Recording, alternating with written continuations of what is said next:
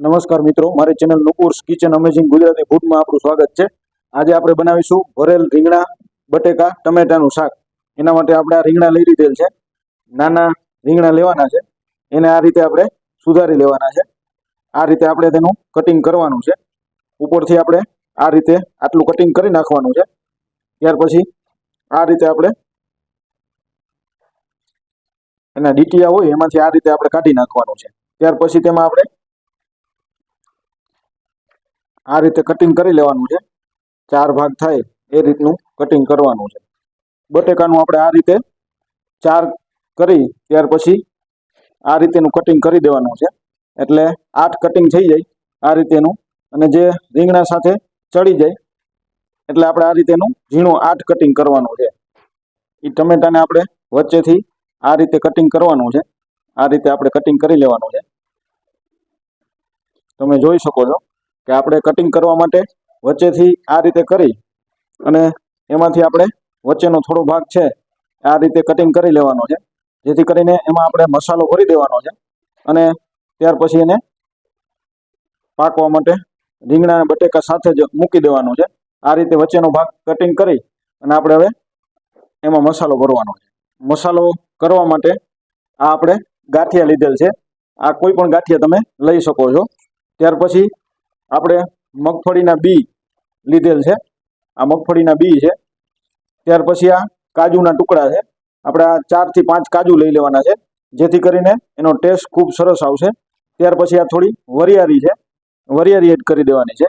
ત્યાર પછી આ આખા ધાણા છે થોડા, એ એડ કરી દેવાના છે। ત્યાર પછી તેમાં આપણે આદુનો ટુકડો લઈ એનું કટિંગ કરી આ રીતે અને ઉમેરી દેવાનું છે, થોડું આદુ ઉમેરી દેવાનું છે। ત્યાર પછી તેમાં આપણે ઝીણી સુધારેલ કોથમીર છે એ એડ કરી દેવાની છે। આ રીતે આપણે એડ કરી દેવાની છે। ત્યાર પછી તેમાં આપણે 2 ચમચી છે મરચા પાવડર એડ કરીશું। ત્યાર પછી તેમાં 1 ચમચી ધાણા જીરું એડ કરીશું। ત્યાર પછી તેમાં આપણે અડધી ચમચી આખું જીરું એડ કરીશું। ત્યાર પછી તેમાં આપણે 2 ચમચી છે નાની એ મીઠું એડ કરવાનું છે। ત્યાર પછી તેમાં આપણે લીંબુનો રસ એડ કરવાનો છે।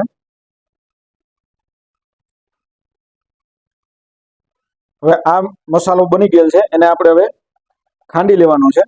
હવે આપણે આ મસાલામાં થોડું તેલ એડ કરવાનું છે।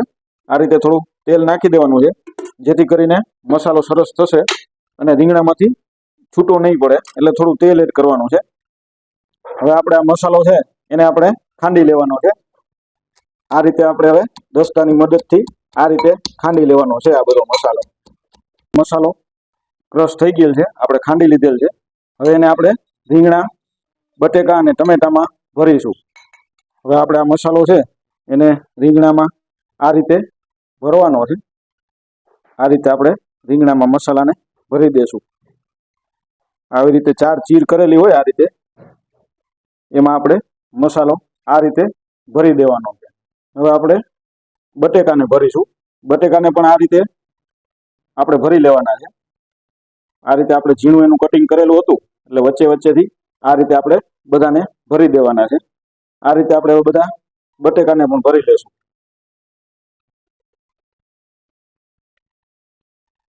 ટમેટું છે એને ભરવાનું છે। આપણે વધારે શાક બનાવવું હોય તો તમે 2 ટમેટા પણ નાખી શકો, બટેકા પણ તમે વધારી શકો।